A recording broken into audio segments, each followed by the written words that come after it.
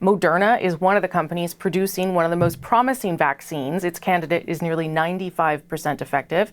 And Moderna's co-founder and chairman, Noubar Afeyan, is here with me now. Nice to see you. Thank you for having me. Good morning. Good morning. And you're joining us from Boston, but I should tell people that you are also a Canadian, and hopefully we'll have time to talk about that too, Mr. Afeyan. Let me start by asking you, what should Canadians expect in terms of timeline? I know that that's a consistent question that people are getting, and I'm sure you understand why everyone's so anxious to try and get an answer.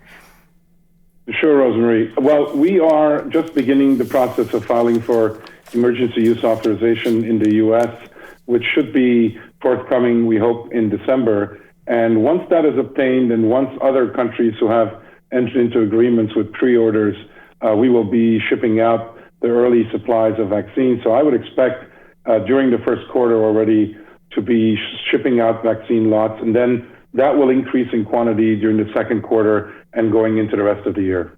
Yeah, I think a lot of people don't understand that part, so perhaps you can help us understand. We will get a set amount in your first run, as it were, but then production ramps up. How quickly does it ramp up? How much more comes online?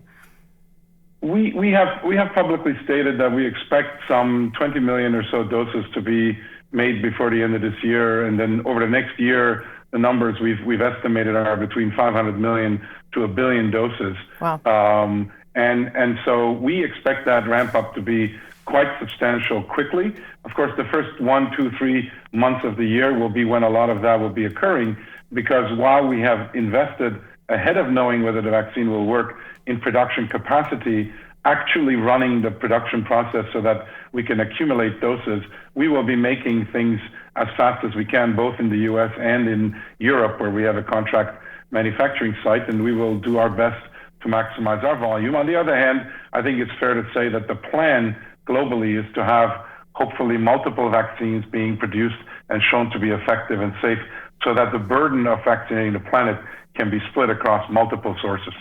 I know that Europe signed a deal with Moderna just recently. It certainly was after Canada. Does that sort of determine your place in line? If you sign a contract with a company before another country, does that mean you get it, or is it dependent on how many doses you're ordering and how much you're willing to spend?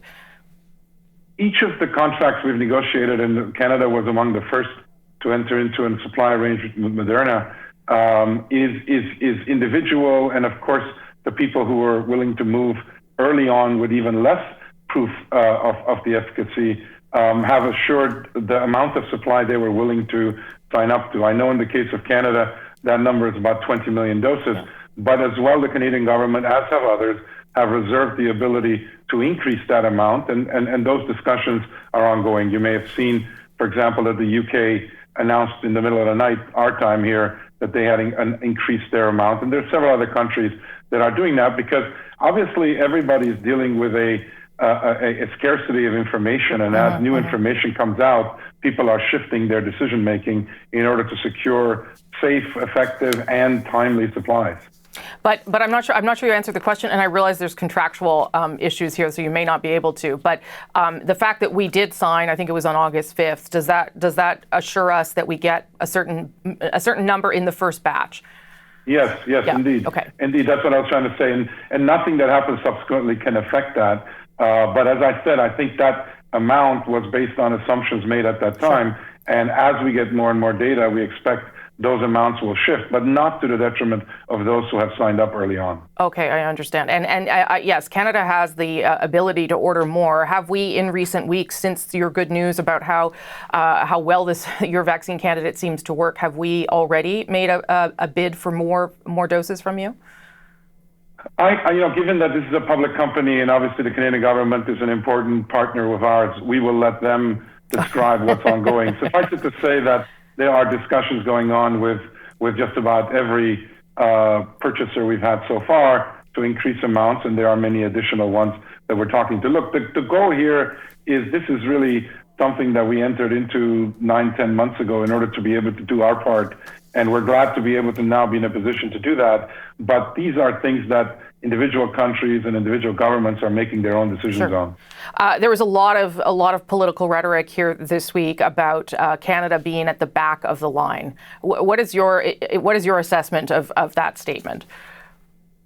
I think Canada is not at the back of the line, but I can imagine that just like in the U.S. and everywhere else, this is a topic that will constantly be the source of political debate.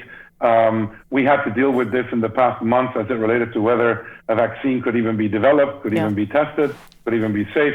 And so there's a rolling set of things that go from one thing that becomes shown to another. Now I hear discussions about whether the vaccine can be, kind of safely distributed, get to people will accept it. So from where we sit, of course, as non-politicians, there's an expected set of things where I think society will be worried and will raise those concerns publicly about everything that's next. But I suspect that the Canadian government and other governments are doing their best to ensure the maximum protection. But given that there are a lot of unknowns, and so that's the thing people have to keep in mind, is that the information is coming out in real time and decisions are being made accordingly. I'm glad you brought that up, because I did want to play a clip of a woman that one of our reporters talked to around vaccine hesitancy, because we are seeing that starting to soften as we get closer to actually getting it. Here's just one woman's opinion on that.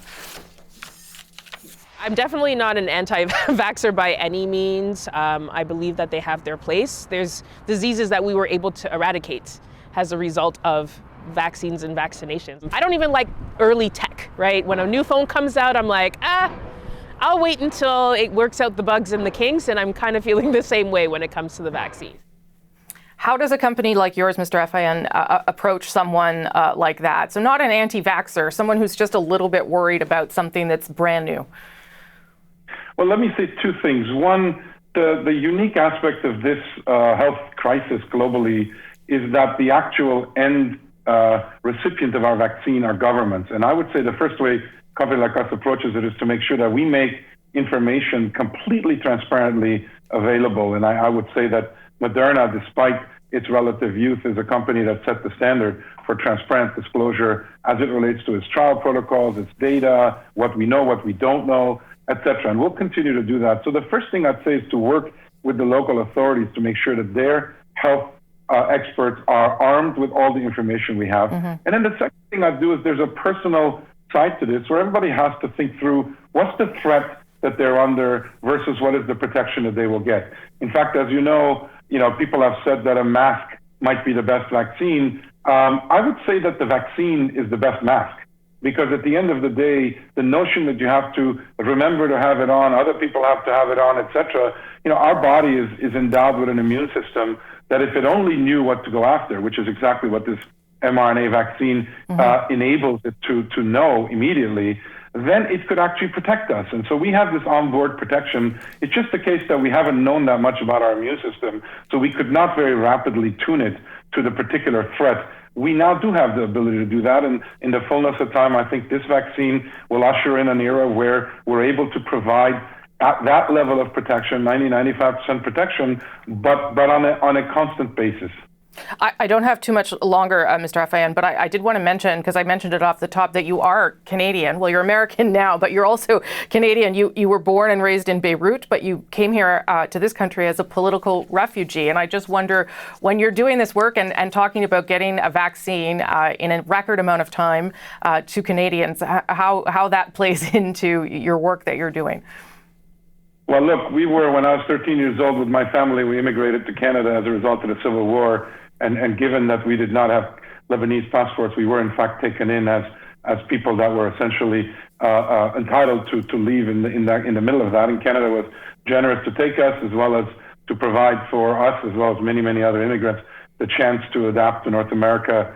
And so we're very grateful for that. And so indeed, I have Canadian roots, I have family in Canada, and that, what I do in the U.S. today is a function of kind of the science, but the impact we're having is global, and I'm happy to see it impact Canada as well.